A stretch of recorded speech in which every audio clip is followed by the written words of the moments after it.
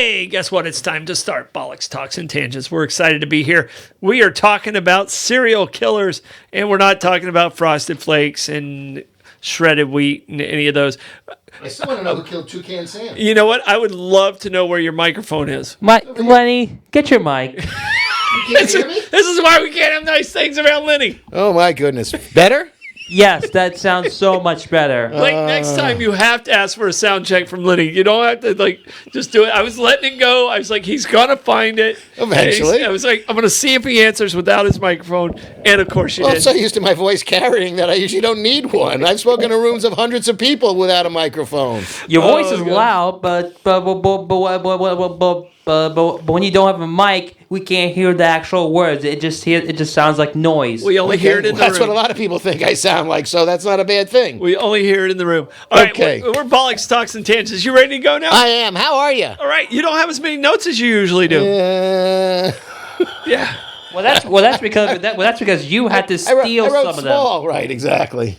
Well, Dad, be honest. You had a busy day. You had to steal some of Lenny's. I did not take any of Lenny's. He's- I actually said, what are you doing? So I don't take any of yours. Your father went deeper and weirder than I did. I went I went for mainstream serial killers. What can I tell you? The household names. Yeah. No, I went to ones that are, I went with ones with great nicknames and really strange ones. Yeah. So, but we're talking about serial killers. And Derek and I did some crimes like this before, but I went completely different. I think you have Ted Bundy in there. We talked a little bit about Bundy, Ted for Bundy. sure, yeah. And because I was living in Florida at the time, I have a little idea of what's going on with that.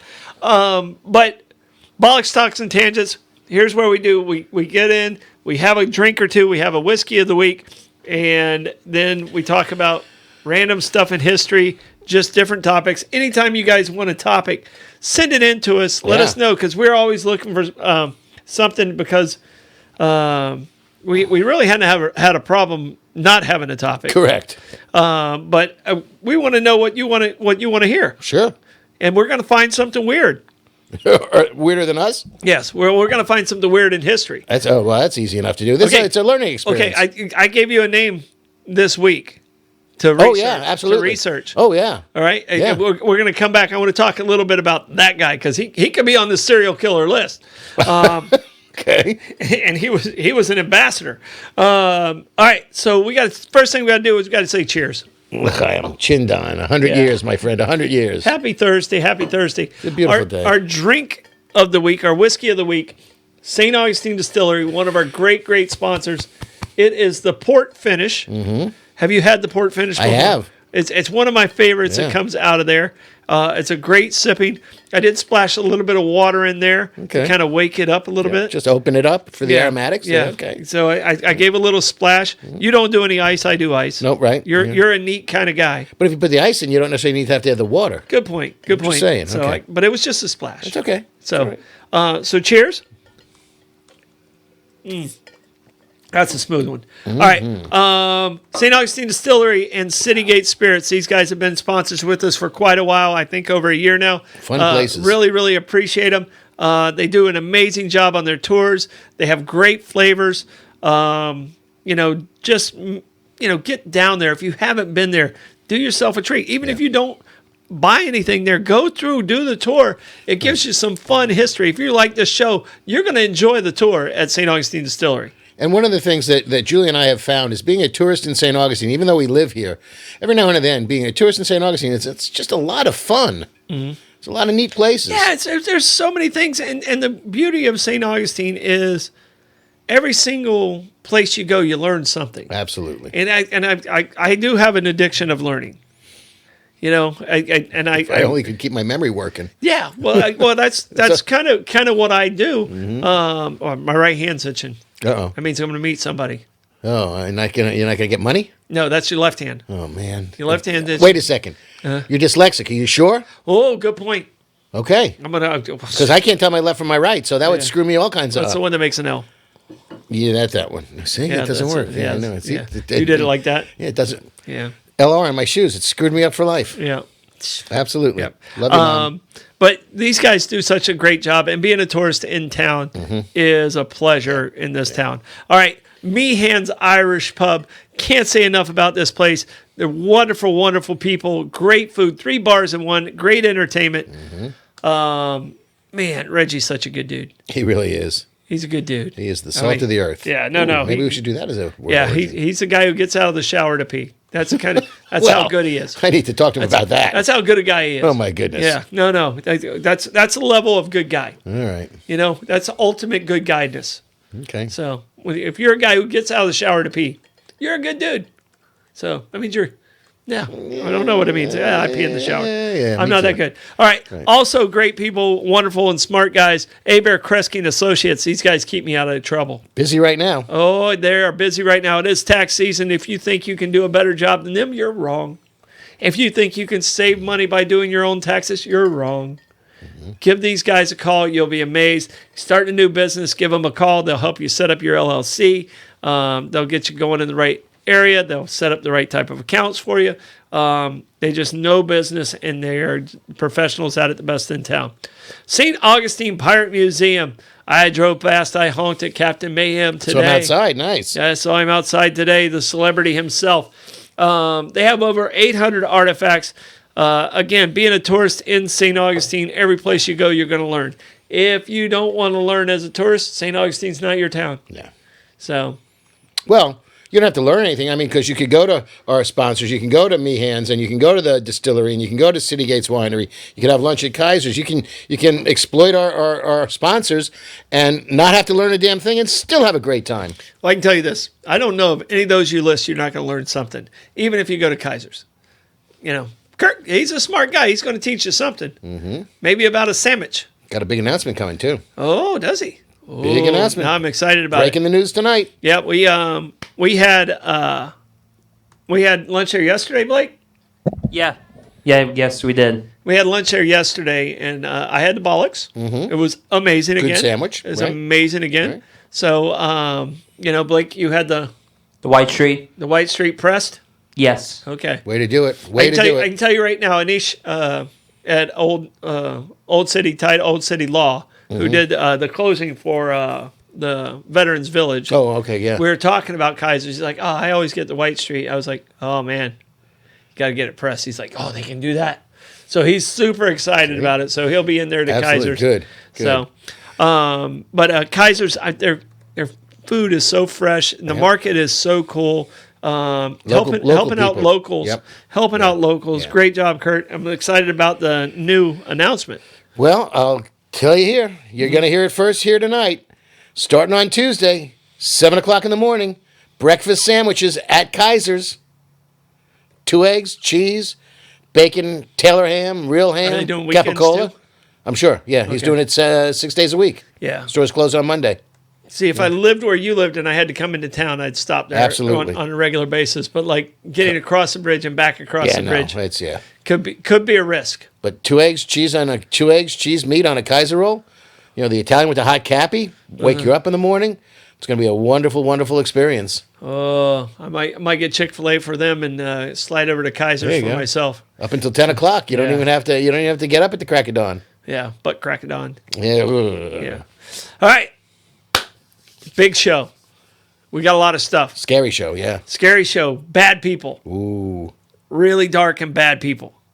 There's lots of them. We were not at a loss for subjects. All right. So each of us only have one word origin. Correct. All right. We have Each too much. We have too much content. There's a lot of stuff going on here. Last week we talked a lot, and I got to give Kurt credit. He came up with an athlete that did not make our list. And I agree. I don't know how this athlete would look on Mount Rushmore. You know, people would ask why such a long face. Yeah. We're talking about Secretariat. There you go. I don't know if there's a more dominant athlete that would have been on the list. You know? It's hard to think. I mean, didn't he win the Belmont by like 30 links or something like that? Huge distance. Yeah. The horse. To say the horse was a beast is a little bit redundant, but under emphatic. That horse could run. Yes. Beautiful, beautiful animal. 73? Triple Crown winner, 73? Is that what it was? About the right time frame, but I'm not good Blake, with can numbers. you check that real quick? Checking. Okay, I know Seattle Slew was like 77 or 78. Yep. Affirmed was 78. 1973, yes. Yeah, so when you you're had good, you're good. Seattle Slew in 77 and And- Affirmed in 78, right? Secretariat won by 31 legs at Belmont. 31 links at Belmont. That is like just absolutely That's like half the ridiculous. track. Yeah. But was I right about 77 and 78? 77 was Seattle Slew.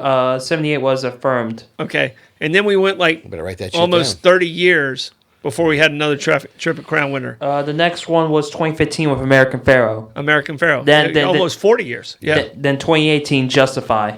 Yeah. It happened. It happened on like in little series. So we might have another 40-year gap. Well, having grown up half an hour from Belmont, man, that was one busy place when you had somebody that won the Kentucky Derby and the Preakness coming into the Belmont. You could not get near that place. Yeah. All right. Heather just asked, what would Hi, Heather. What would the race car driver be on a Mount Rushmore? Okay.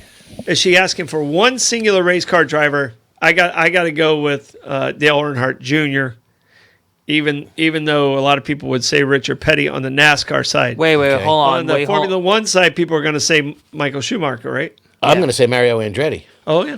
Okay. All right, wait, hold on. Were you saying junior is better than senior? Oh, I didn't mean junior. I meant senior. Okay, I meant senior. I meant number 3. 3, not 8. Yeah. Gotcha. Yeah. All right. How do you like that for a northern boy? Or 88. Yeah. Right. Yeah. All right. It was very Yeah, good. yeah, I'm okay, impressed. all right. All right, so for me, Formula One, it has to be. I know a lot of people are going to say Schumacher, but I'm actually going to say Ayrton Senna, the Brazilian, Okay. 3-time F1 champion. So you would put him Well- even above Hamilton. Yes, like I know. Lewis has won 7 times though. Yes, but like his talent was like supremely good.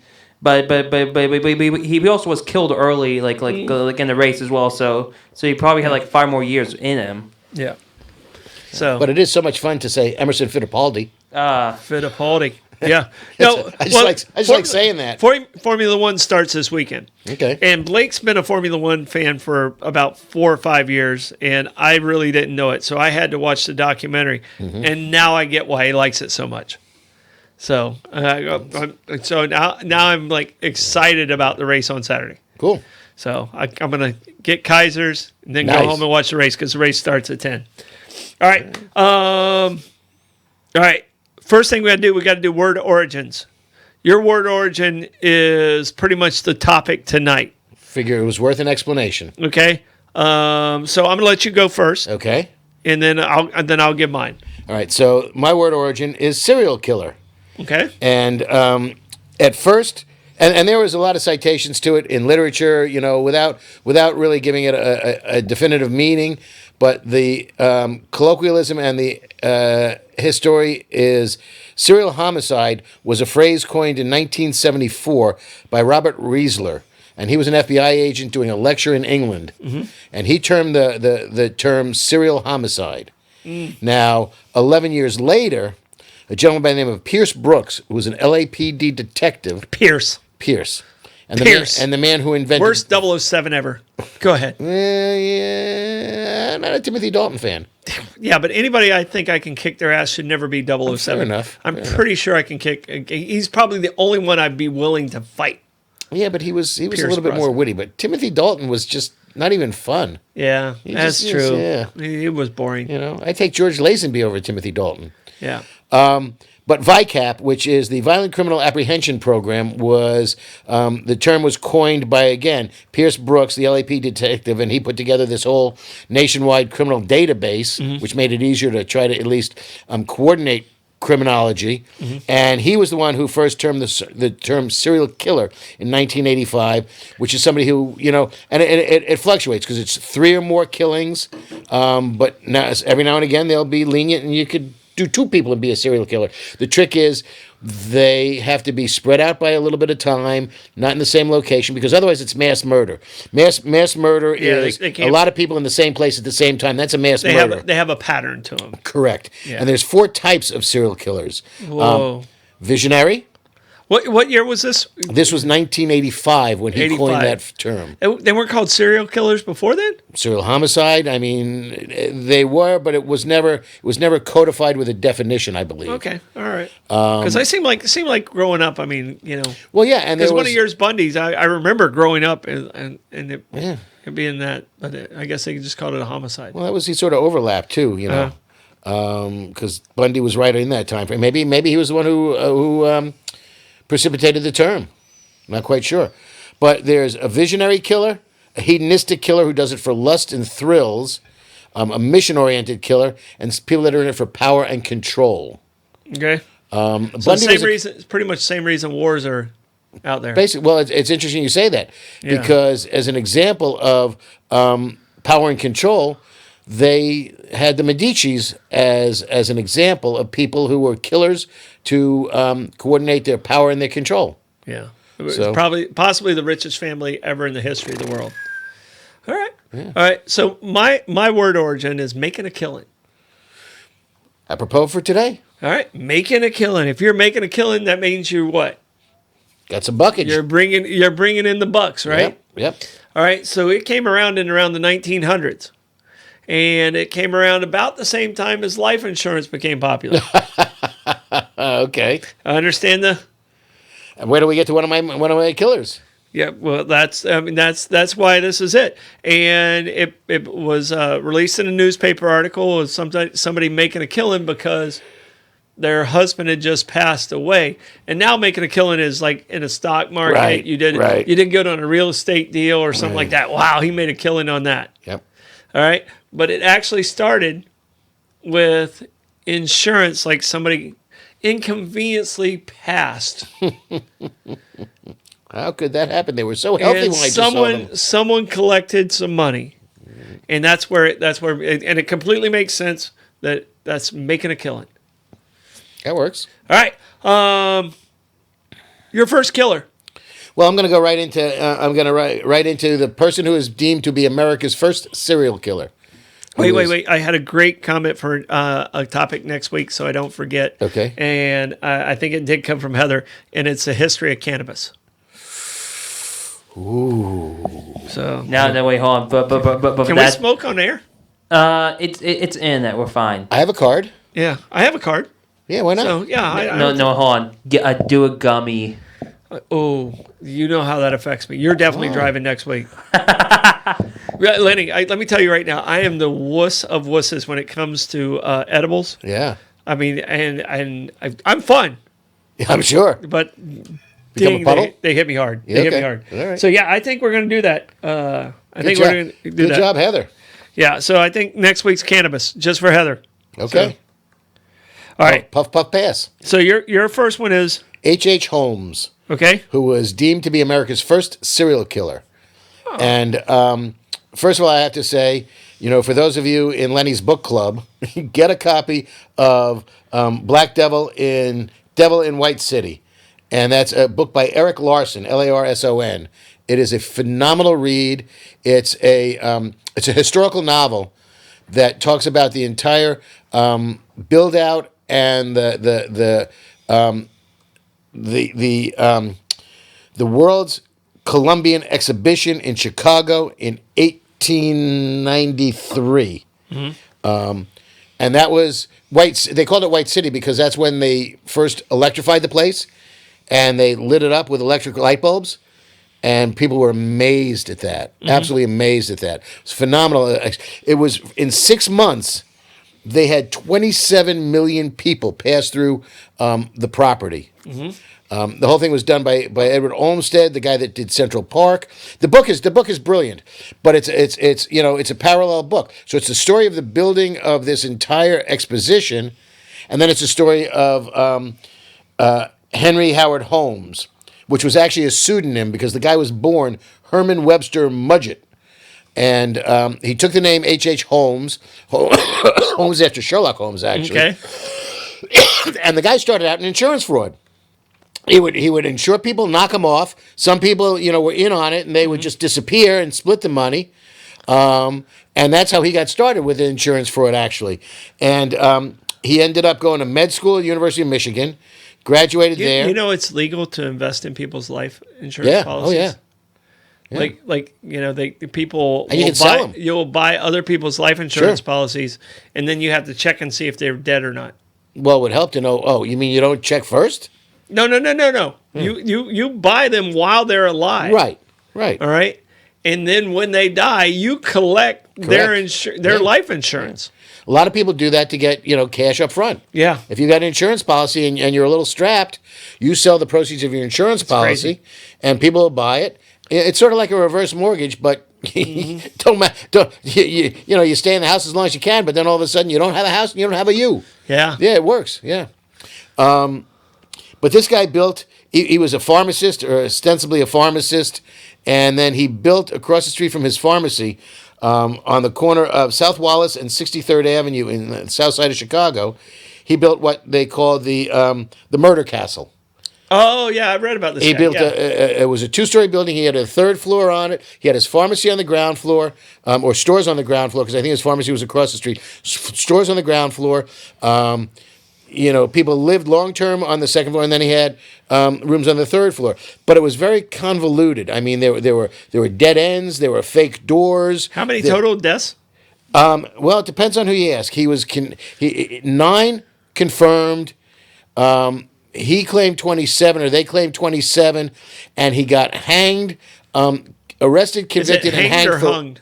He got hung for 1. Okay. He killed, and the one that he killed Well, was it only interesting. it only matters for one. Exactly, but Yeah. they only Can't hang tried him him more times. Yep, they only tried him and got him for the one, which was one of his partners in an insurance scam, by the way. Okay. Who he also killed the guy's wife and 3 kids. So, but it was only that one, and then the people. They take out the beneficiaries. Yeah. No, he was the beneficiary. Oh, he was the beneficiary for all of them? He got people to, well, just the one guy, and he had people make him the beneficiary of their life insurances. He was a very smooth talker. He was a con artist.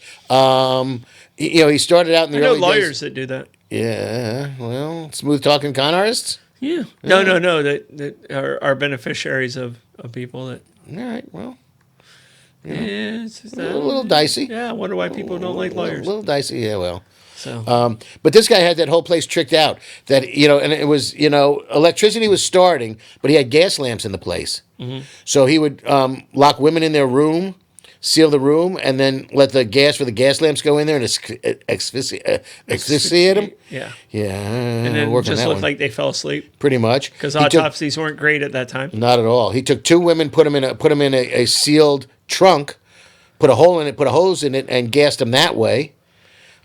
And then he created. Sounds like a sweetheart. Oh, he was not a nice man. He had stuff in the basement where he would torture people. A couple of people. There was one woman he killed who was over 6 foot tall, and the woman disappeared. And then coincidentally, a couple of days later, there was a guy that was articulating a skeleton of a very tall woman.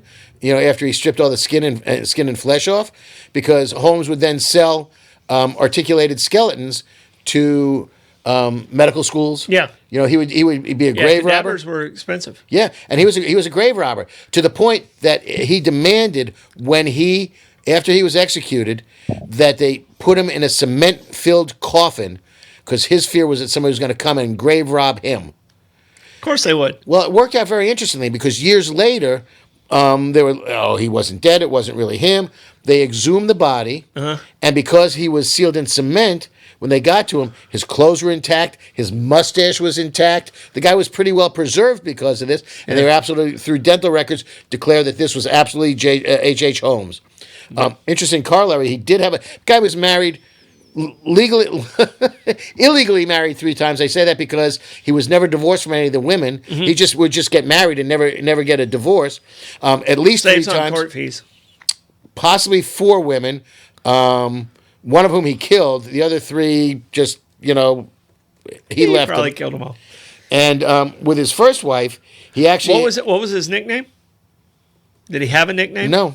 See, I went with guys with nicknames. No. He was just, he didn't have a nickname. He was just, he had a pseudonym because his given name was Herman Webster Midget. Now, he had a son. And his son ended up becoming, this is a bizarre story, city manager of Orlando. Okay. Was a city manager for Orlando, Florida. Yeah. So how, I mean, even after his dad got caught? Wow. Yeah. I don't know if that Years happens later. in today's Yeah, the guy life. lived into the 1950s. His son lived Yeah. in the 1950s. I didn't know. And, anybody who knew anything about H.H. Holmes wouldn't have known anything or associated anything with the name Mudgett. So, yeah. All right. My guy's named Albert Fish. I threw this name at you. You didn't know who it was. F-I-S-S-C-H or F-I-S-H? Like swim in the water. Okay. All right. And Yeah, I didn't recognize it. Albert, he said he had over 100 children. Probably not true. He was a little bit Tired? warped. Is the best way to put it. So he went by several different names. He was actually born Hamilton Howard Fish. And I noticed with a lot of these people, they switch their names around a little bit. I just think the name Hamilton Fish means something to me. Okay. But he was in New York. He was a New York guy. All right. And Time period? time period was his murder time period was only about 3 years, 4 years. Okay. And it was it was 8 years. It was between 1924 and 1932. Okay. All right. Through the Roaring Twenties. So his victims, it's somewhere between 3 and 20. They don't know exactly what the number is. He admitted to at least 5. All right. He admitted to at least 5. And he was cannibalism, Okay. rape. He also was in pedophilia. Really bad human being. Yeah. All right. But his nickname, the Boogeyman. So, and a lot of people say the Boogeyman comes from playing golf and getting a bogey and That's the stuff bogey. like that. That's the bogeyman. Right? All right.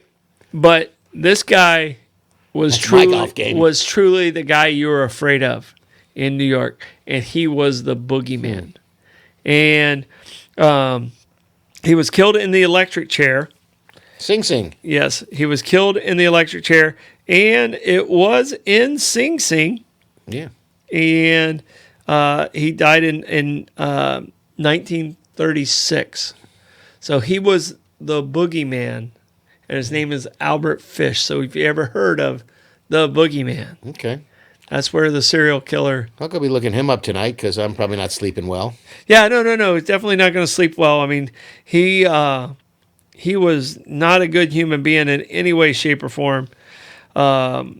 So they talk about, he killed a 10-year-old named Grace Budd, and that's probably the most famous one. That's the one that got him killed, Okay. or that's the one that got him electrocuted. And he was sometimes called the Brooklyn Vampire. So, all right. Yeah. All right, I have another vampire on my list. Okay. Richard Chase. All right. So Richard Chase was considered. He was from California, and Richard. He was not a good man. None of these people on None of this these list. people are good men. None of these people on this list are good people. So Richard Chase was into cannibalism. So he was a necrophiliac. He killed at least 6 people in Sacramento from December of 1977 to 78. I don't remember this guy at all. And as I started reading it, and he's a creepy looking dude. Blake, if you can pull up a picture of Richard Chase. Look under creepy looking dude. Creepy looking dude. And he was considered the Dracula killer Okay. or the vampire of Sacramento. A little blood sucking going on there. All right. And his motive was for blood drinking, sexual pleasure, and necrophilia. All right. Did you pull him up? Did you find him? Yeah. So here's a creepy looking dude first. There's a lot of creepy looking There's dudes a lot there. of them there. Hey. Oh, jeez. Producer working. Yep. There it is. Richard Chase. Oh, that's not the one I was looking for, but he's just a guy who looks like, He looks like a college kid. yeah, he just was not a good human being in any way, shape, or form. And he died in prison at the age of 30. Okay. Someone made this Valentine's Day card of Richard Chase. Oh, that's the picture I was looking at. Yeah. Wow. Prison groupies, man. Hey, Ted Bundy fathered a child while he was in prison. Yeah. Well, but Ted Bundy was a good-looking dude, though. Yeah. Richard Chase, Absolutely. not a good-looking dude. Yeah, well. So, all right, you want to go to Ted Bundy? Oh, we can go to Bundy if you'd like, for sure. All right, we'll do Bundy, and then we'll do our ads, which we failed on all last week. Yeah, I know.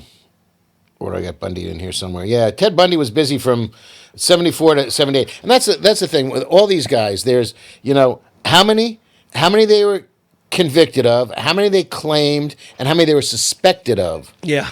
And Bundy had 31 confirmed kills. He confessed to 30 of them. And there was another 36 or more that he was suspected of. And he went on a little bit of a spree. Well, he was caught Colorado, he escaped twice. and got away. Twice in Colorado, yeah. Come on, Yeah, Colorado. yeah. Well, that's why, he got arrested in Utah, got arrested and jailed twice in Colorado. He finally got caught in Florida. And none of the other states, Florida, they said, oh, good, we're going to kill you. And the other states you don't get away from Sparky. Yeah, and the other states didn't say, we want him back. They said, no, you can have him. Go right ahead. Be my guest. Yeah, no. They knew Florida would take care of business. Yep. You don't come here and do shit like that in Florida and not expect to get sparked. Well, certainly not in St. Johns County with our friend Sheriff Hardwick. Man, he is keeping this county safe. Hardwick Hotel. Man, the man is true to his word. I will tell you that. Mm-hmm. I am very, very proud of that man. Bundy was electrocuted in 1989. He did most of his dirty work between 74 and 78. They had him for 30, 35, but it could have been over 100. The guy went nuts. They thought he was killing people when he was a 12-year-old. He was killing other kids. And he was a little bit of a psycho, because none of these guys are sane. He would dump the bodies in the woods, and then he would go back and visit them and visit them and visit them, and molest them sexually after they were dead, until it got to the point of decomposition made it difficult to do that. For a while, that's what kept him away. Well, yeah, we got a little. Never mind. He also beheaded, decapitated a bunch of them, and for a while kept their heads in his apartment. Mm-hmm. A couple of times, and he was kind of random. What he would do is he would look helpless. He would put a sling on. He'd be carrying a stack of books. He'd have crutches. He'd ask women to help him to his car. And when they would, he'd club them, throw them in the car, and then take them off to some secluded place and rape them. He ended up getting 2 daughters of 2 different police chiefs as his victims. That's just trying to get caught. I mean, it was random. I don't know that he knew that they were police chief's daughters, but 2 of his victims. He was pretty smart dude. I think he knew. Well, maybe. I don't know if he did a lot of, if he did a lot of scoping out other than the areas, because he did scope out where his dump sites were and where his rape sites were. And he was killed in Rayford, Florida, in the electric chair on January 24th, in 1989. He spent a long time on the 10 most wanted list, the FBI's 10 most wanted list. Mm-hmm. I think it was the Chi Omega for sorority. Well, didn't he get caught I thought he got caught at not Lewis Hall, in Florida State. FSU. It was the Chi Omega for Chi Omega he got sorority. Caught at sorority. Sorority, yeah. Okay, yeah. I thought he got caught at Cash Hall.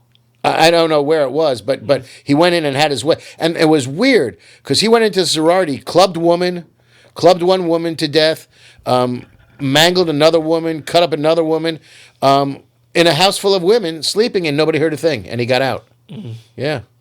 And the 2 I remember, he's one that I remember, and I don't know if you remember this name and if it got to New York at all, but this is one of the... I was probably 10 or 11 years old, maybe 12. John Spinkelink. Do you remember that name at all? It sounds familiar, but I couldn't tell you anything about him. I think it was one of the first times they televised an electrocution. That's lovely. And it was not on regular TV. It wasn't on like national TV, but you could find it. And my parents somehow found it. Okay. And it wasn't like internet at that time. Right. So and Blake, if you can look up Spinkelink, I think it was Spinkelink, as John Spinkelink, and it had to be in the late 70s. But they actually showed him. And it was such a brutal, and I don't know if they did it to try and eliminate capital murder, capital punishment or not. But some of these people, they don't need to be here anymore. Well, it's just, and I don't know where you are in capital punishment. I pick a day of the week. Yeah, it's so difficult, because there's just, I mean, you can just get cold-blooded about it and talk about the cost benefits of keeping someone in death row forever vis-a-vis any type of, it's not like they're ever going to get out. It's not like they're going to be rehabilitated. So why, is that not cruel and unusual punishment? It's just the inefficiency of capital murder, capital punishment is bizarre in this day and age, that there's not a more efficient way to execute somebody. I mean, they're going back to talking about the firing squad. Yeah. It's crazy. I'm okay if they're in pain. Well, that's another thing, So, you're killing somebody. It's got to be comfortable for them. They didn't make their victims comfortable. Well, evidently, and I'm trying to remember, and I don't think my parents actually let me watch it, but I know it was very disturbing that the electrocution actually split his flesh. Okay. And it was visibly shown. But I mean, I think it's it just sticks with me because I was like 10 years old. Did you find John Spinkelink at all? Am I close to that? Yeah, you were correct. Is that right? What year was he executed? I think probably it was 78, 79. 79. Yeah. What was his crime? It was murder. Yeah, but he wasn't a serial killer. He was just a generic murderer. I think he was accused of other stuff too, but yeah, I think he hatcheted up somebody or something. Ooh, okay, small pieces. Yeah. But it's just, I mean, you had the gas chamber, you had the electric chair, you had hanging, you had firing squads, you have lethal injection. Then you can't get the combination for the lethal injection. You know what? And everybody's pussyfooting around on eggshells because, but it can't be cruel and unusual. You're killing somebody. What's more cruel and unusual than that? Seriously. Yeah.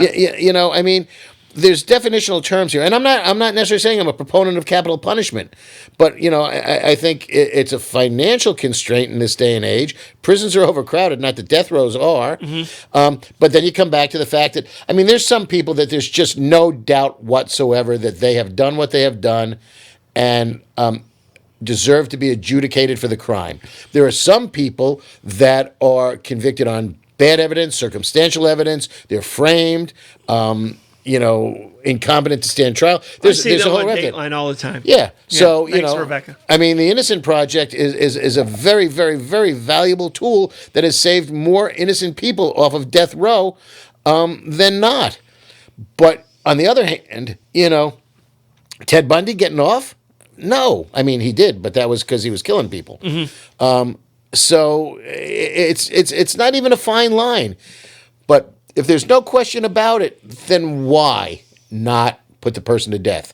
If there's any question about it, you have to err to the side of caution. Yeah. So it's very convoluted. And here's my dilemma.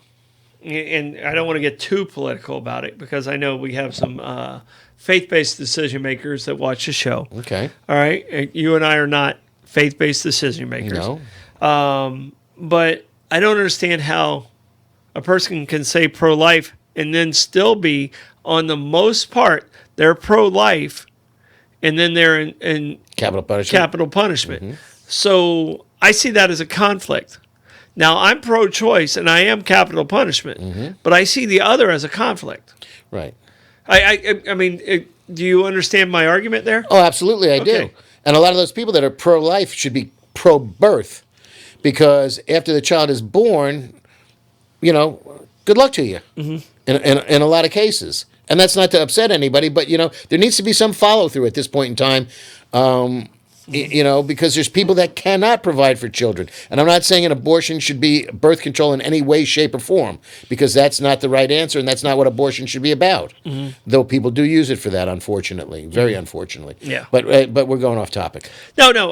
Well, I mean, that's what we do. I know. But I don't know if this is a topic we want to go off on. It's talks and tangents. No, it's fine. Okay. And it's a one topic. You're not scaring me. It's a one topic Mike and I we'll never agree on. Okay. Because it comes down to being a faith-based decision maker.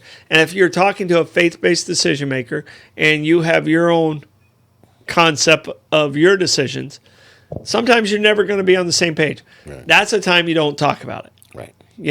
But you need to listen to understand where the other person's coming from. You 100% have to do that, right. and you have to understand where their decision's coming from. So, and that's why I give grace to that. But in my opinion, it's the woman's decision, and it's her that has to make that decision. Right. And it's not for me to say right or wrong. When I'm gone, I'm going to find out how right or how wrong I am, or I'm not going to find out anything because I'm gone. Well, yeah, and that's something else I'm not going to get into. Yeah. But we've talked about this off. Why are you cowering away? I'm from not cowering. I'm just saying that what? Can you believe I made Lenny I'm trying to be. I'm trying to be polite. Are you running for office? Not in Yes, Florida. he is. No, not in Florida. Let it go, Lenny. Fine. You know what? There is no downside to being born again. Yeah. There is just no downside, because if the rapture happens, more power to you. Please say hello to Jesus when you're sitting at the right hand of God. Put in a good word for me. I ask you, please. I am not a bad person. Yeah. I may be a schmuck at times, but I'm not a bad person. Yeah. On the other hand, if there's no rapture, you're dead. You have no idea. So you know what? There's no downside. There really There's is no no loss. downside. So you don't do it. And, So are they doubling down? well, the other thing is, and there was a pretty funny book that, if you're a firm believer in the rapture, make sure you always have a Jewish person driving.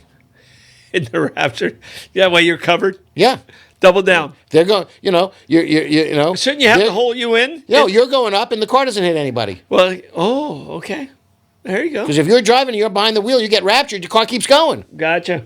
So, Gotcha. But I think there's no downside to being born again and believing in the rapture, because one or two things happen. Either you're absolutely correct, and please send me a sign that you are, because I'll go dunk.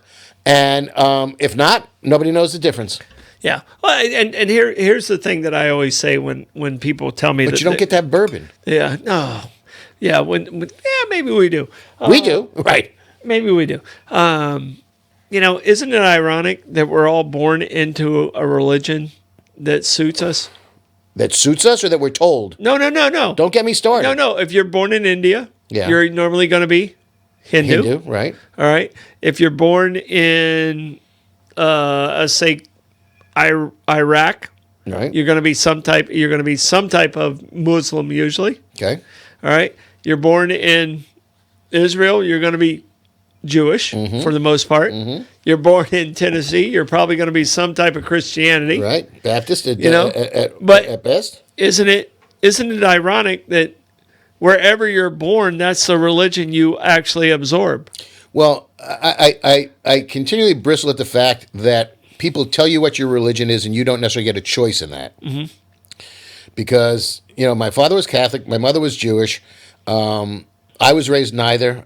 Studied them all. Went to temple with my mother on high holidays. Went to church with my father on Easter and Christmas. Big fan of holidays where you get gifts. Christmas, Passover. Yeah. Hook a brother, Christmas and you got both. Hanukkah. Absolutely. Okay. Absolutely. At one point in time, my parents being brilliant as they are, and my father, who would rebuild his Christmas trees, if there's a bald spot, he would take a branch off, drill a hole, and put the branch in to fill a bald spot. But when you trim the trunks, we had a menorah in my house that was made out of Christmas tree trunks. We covered all the bases. It didn't matter.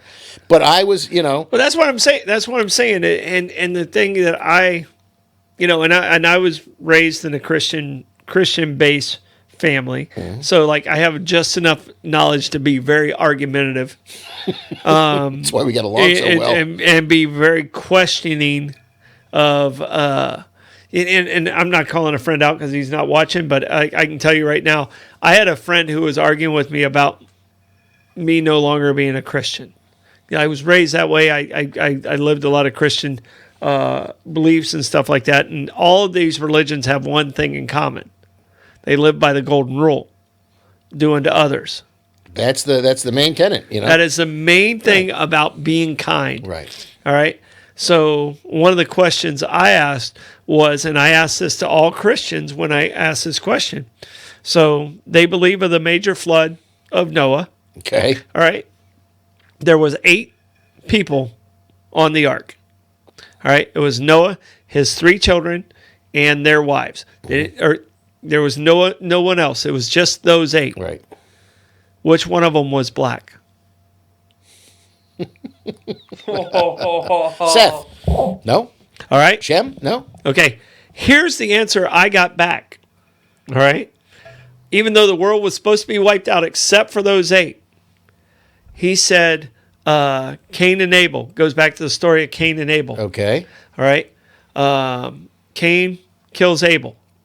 Cain was scarred and cast out. This person, as a Christian, said Cain is the descendant, and that's the scar. The black population of the scars? Can you believe? This is a very well-educated human. No one lives in St. Augustine, so don't think that. No. That was the response I got back from a truly loving human being.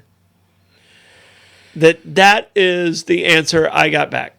That after the flood and everything dried out? No. It was even prior to that. But I was like, everything was supposed to be wiped out. Where'd they go? Right. Where did they go? You know. But I was like, that happened. I was like, your history's not even lining up. Sorry. But you understand my... Oh, I absolutely do. I have just enough knowledge to be painful in an argument. Hey, I may have told you this before. I took a great class in high school called Bible as Literature. And sat there, and we started out in the traditional classroom with rows of desks, and I sat in the center row, and my buddy Charlie Franca sat next to me in another row, and then the class was there, and Lorraine Vitale was wonderful teacher. Passed away, but man, she was a great, great teacher. And, we talk about this, and we do it, and I would question almost everything. Yes. Thou shalt not kill. Didn't God just open up the ground and suck 3,000 people to their desk? Isn't that a little hypocritical? The Old Testament. He can do what he wants, but you can't. And by the end of the class, Charlie and I were sitting in our desks in the middle rows, and every other kid had moved as far away from us as they could because they were fully expecting lightning to come down and smite me in this classroom because of my questioning. Yeah. No, and I love those discussions as long as people keep... don't get angry about it, right? And I consider myself. I don't get angry. I consider myself. I truly want to know the answer right. to these responses. Look, well, my wife tells me I don't believe anything I can see, touch, or taste. Completely caught me off guard. I still don't understand that, but but I consider myself. I try to be a good Christian, and by that I don't mean any. You live by the golden rule. Right. I think that the teachings of what Jesus Christ ostensibly put out as his teachings makes a whole lot of sense. And if you do that, then you can be a very good person. It does not have to have a religious component to it. It has to have a humanistic component to it. Here's and we are so off topic, and we went away from it, and I'm completely comfortable with this. Yeah, man. All right, here's a question. 3 of the greatest people in history. 3 of the greatest people in history that I believe... Actually, because I believe there was an actual person associated with Jesus that walked on earth. I believe that person... That Jesus existed. That person existed and walked. Yeah, I can believe that for sure, without a doubt. So I have the 3 greatest people I feel that wanted people to love each other are Jesus Christ, Mahatma Gandhi, and Martin Luther King. I concur. As a human race... What about Buddha? No, just for my point. I'll stick with this. Okay. All right. As a human race, What did we do to those 3? Killed them all. We suck. Yeah. Oh, yeah. All right. Yeah. So let's try and live by the golden rule. I really do. I have feet of clay. I am not as good as I would like to be, but I try. I really do. Yeah. Sponsors, man, we gotta We got to acknowledge talk them. about these guys, and I'm going to rush through it because we only got 10 minutes left, and I know we got a couple more that we want to talk about. St. Augustine Distillery and City Gate Spirits, appreciate it. This is, I don't know if This is nice. every once in a while it nice just stuff. tastes right. Yep. And today's one of those nights. I think they make right. great whiskeys at the distillery. I really do. Yeah. I'm a big fan. All right, talk about Meehan's. I'm having a sip. Well, Meehan's is just a great place. We were talking about being a tourist in St. Augustine. If you live here, just if you haven't been to Meehan's in a while, go to Meehan's. Chef Chris does a great job with his specials. The oysters are fresh and fabulous. The music is there out in the backyard or in the pub. If you haven't tried their Irish cream, I rant about it all the time because it's fabulous. If you're a whiskey drinker and you're an Irish whiskey drinker, you will not find in this country, and I'm going to go out on a limb and say that without hesitation, you will not find a better collection of Irish whiskey in America than you will at Meehan's. It is phenomenal. Staff is great. Personalities are great. Just go and enjoy. It's a really good spot. It is. It's just a good I'm spot. kind of partial to I it. don't know because- anybody. I don't know anybody who goes there and goes, "Wow, this place doesn't fit." And me." you know what? It fits everybody. And they're gearing up because we're what, 18, 19 days away from St. Patrick's Day? Yeah. So, gear up for that. They do it right. Yep, we're going to be in town for St. Patrick's Okay. Day. So, I'm gonna be Abare, hiding. Kresge and Associates also gearing up. Tax season's in play right now. Give these guys a call. They're the best in the business. Abare, Kresge and Associates. St. Augustine Pirate Museum. Just wonderful people. Cindy and the entire crew over there. They do an amazing job, always participating in whatever needs to be done in St. Augustine. Appreciate you guys. So happy you're here. Kaiser's Deli and Market. Breakfast sandwiches start Tuesday, 7 a.m. So Go, go. Big announcement. Egg sandwiches, baby. So it starts next Tuesday. Next Tuesday. This Tuesday Okay, so coming not up. this Right. weekend. No, this Tuesday coming up. All right. See, I was already amped up for this know, weekend. I know. You gave me a little Sorry. premature announcement. Now it Well, hurts. I want to give them a good head start and get them running. But Kaiser, is so proud of you. I mean, this was a vision you've had many, many years. We've been friends for a long time, and so proud of you where you're at. And just keep up the good work. Another guy who's a great guy, Absolutely. loving heart, and just Yep. we're so blessed in St. He's a Augustine nice to have man. He's good a nice people, man. good people in our life. Yeah. So we get to meet Blake Blevins. I like Blake Blevins. Yeah. I'm nice. I consider him a friend of mine. Yeah, I'm he very is. proud to say that. He's good peeps. Yep. He is good peeps. All right. All right. So you have, I think we have time for one more each. Okay. Well, I'll just mention briefly Ahaya, Ahaya, who was a Seminole chief from 1730 to 1783. The British called him Cowkeeper. He had a dream, and in this dream, he was told that he needed to kill 100 Spaniards. When he died, he'd only killed 86, and he implored his sons to kill the other 14 so that he could rest in peace. Wow. So that was a Seminole chief in the 1700s, In the 1700s. 1730 to 1783. What was his name? Ahaya. Ahaya. Ahaya. All right. So not like Hialeah. No. Okay. No. Okay. No racetrack. No. I mean, a lot of the names we have in Florida Right, cities right. are associated with Native American names. Yeah, like So- Miami, Yeah, with yeah. the extra letters. Yeah. Right. And he was called Cowkeeper by the British, who probably didn't care because he wasn't killing British, he was killing Spaniards. Yeah. But I'm they going to were go encouraging him. Right. But I'll go with the Green River Killer. And I can do this quickly. Gary Ridgway was a truck painter in Washington State outside of Seattle. He was convicted of 49 murders. He claimed 71 and was suspected of 90 sex workers out of Seattle. Okay. And he would lure them, rape them, kill them, and throw their bodies in the Green River. And he got away with it for a while. Didn't Jack the Ripper focus on sex workers? He did, but Jack the Ripper only was about 5 killings. Yeah. He was just gruesome, and at the time he was just Brutal. He was just a lot of guts and 5 that they associated with him. correct. Okay. Yeah. Yeah. But in 2003, Gary Ridgway was America's deadliest killer. In 1986, Ted Bundy consulted on trying to catch Gary Ridgway because they wanted insight into Silence this of person. the Lambs Yep. situation. They wanted insight into who this guy was. And they caught him. And he's spending life in prison in Washington State. Yeah. And that's the whole interesting thing I found about this. It was how many people they were convicted of, how many people they claimed, and how many people they were suspected of. So almost every serial killer that I researched had 3 numbers attached to them.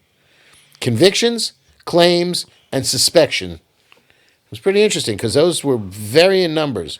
Right. I mean, at one point in time, they thought Bundy was up over 100. And he might have been. Who the hell knows? He might have been. You Yeah, just don't know. and that was another thing. So Ted Bundy would lure women into his beige Volkswagen Beetle. Yes. Volkswagen Beetle. And then he would get them in there, and then he would... I'm trying to... at one point in time, he had pulled the passenger seat out and laid it on the back seat. So I was trying to figure out how he could even manipulate any of this to happen. You ever been in a Said he was Volkswagen Beetle? It's working not on a it. whole lot of room. He said he's working on it. Yeah. It's actually got more room than you think. I actually learned how to drive a stick before I really learned how to drive. I learned how to drive a real stick in San Francisco. Oh, baby, that was fun. Oh, the hills. Yep. Yeah, see, I learned how to drive a stick in Florida. Yep. And I had my dad's Ford pickup truck, and it was a 3 on the tree. Yeah, there you go. Right. Nice. Yeah. I had one of those when I worked in Puerto Rico. So That I had was a great. 3 on the tree, and then my very first car that I had was a 1977 MGB.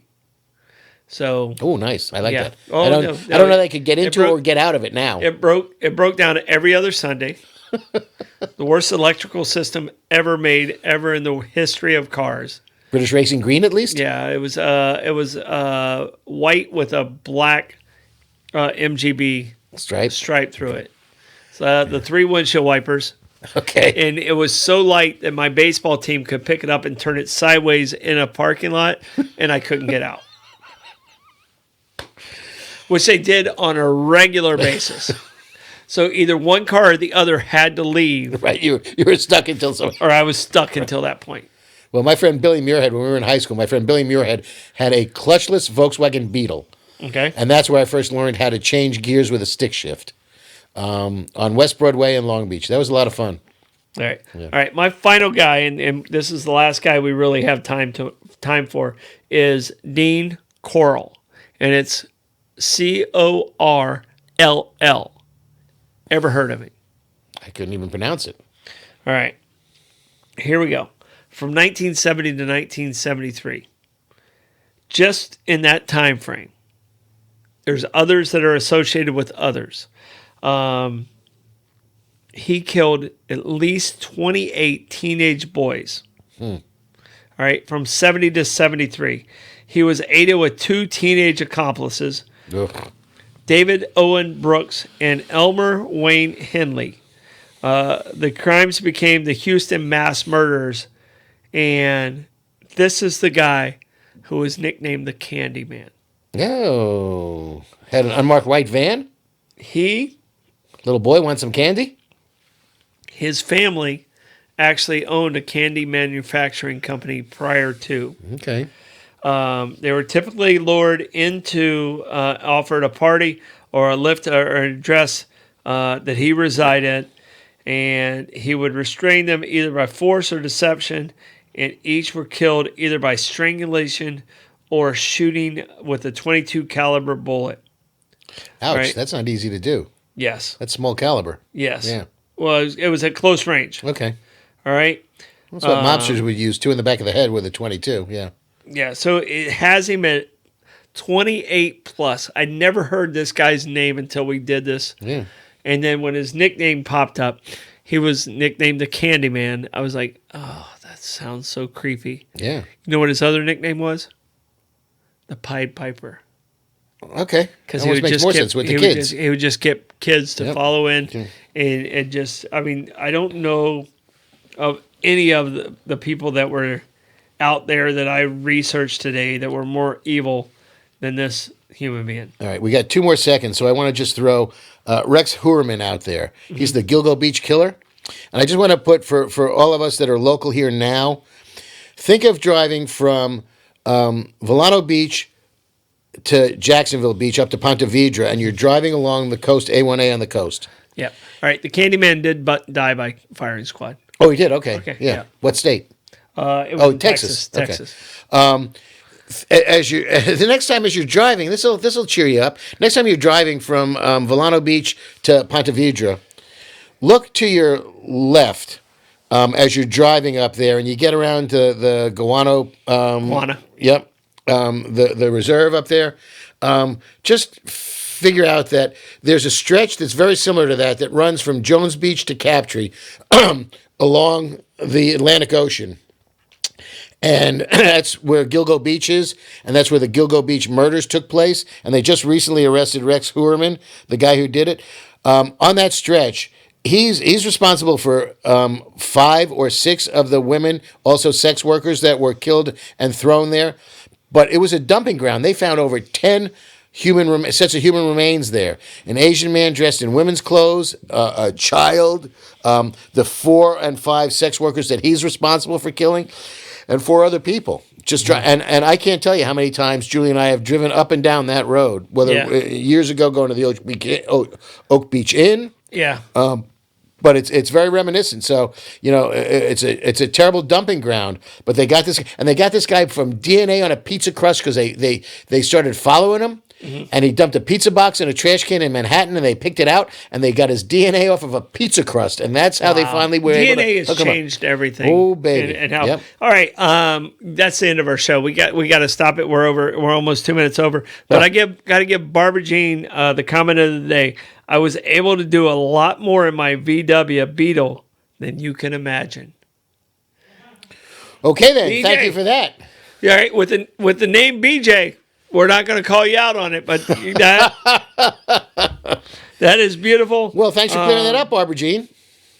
So I appreciate great conversation today. Always, my friend. I can't believe I had to force you to speak your. I was trying to be polite. You know, I polite. Well, this is a podcast. I actually asked Blake for permission. Okay. And once we get the okay from Blake, Blake is a barometer. We get the okay from Blake. We let it fly. All right, I will not restrain myself anymore. You know, right. I just try to be sensitive to other people's feelings. But I appreciate. Usually I just stomp all over them. Unfortunately, this is the show we've had the most comments we've ever had. I appreciate everyone who was in the comments. You guys just crushed it. Did they crush us? That's the question. Yes, they did crush us. But you know what? That's a part of it. We appreciate you guys. This is Bollox Talks and Tangents. Support our sponsors. Share the show. Tell people about it. We're loving you guys. Have a great night. eat the white street.